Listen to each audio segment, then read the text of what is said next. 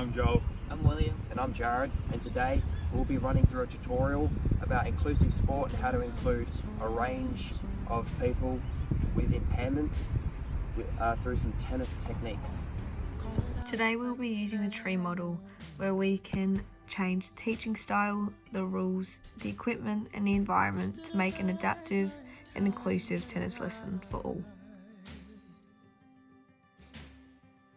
So we'll start with the T, and that is teaching methods. So for the teaching methods in the class, you want to get all those people with a impairment, whether that's a hearing impaired or if they're in a wheelchair, to come to the front of the class so they can identify the visual cues that the coach is giving, and they can hear all the instructions being given and being explained loud and clear. The rules of tennis includes extending the court size so that the tram tracks indicated on the outside of the court are in. Other rules include that the ball can bounce twice or even shortening the court, and this helps people with a lower limb impairment or people that suffer with asthma. Other rules include allowing students to serve underarm. This can help with people who have cerebral palsy or have low coordination levels.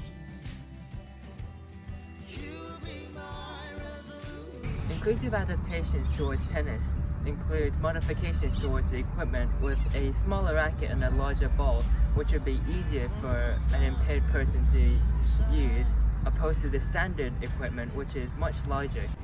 Also, with the equipment, at the start of the lesson you want to let every student try all pieces of equipment, both the rackets and the two different size balls, just so that they get to see how they impact their strokes.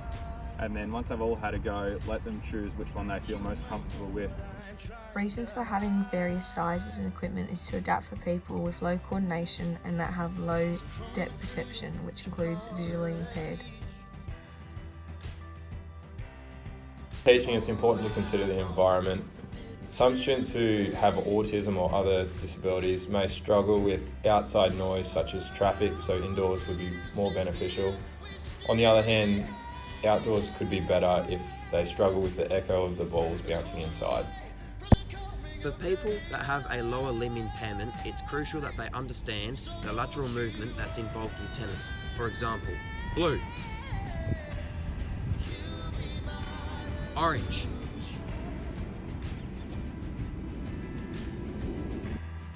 and that will be a wrap up for a modified approach by using the tree model for a game or exercise of tennis.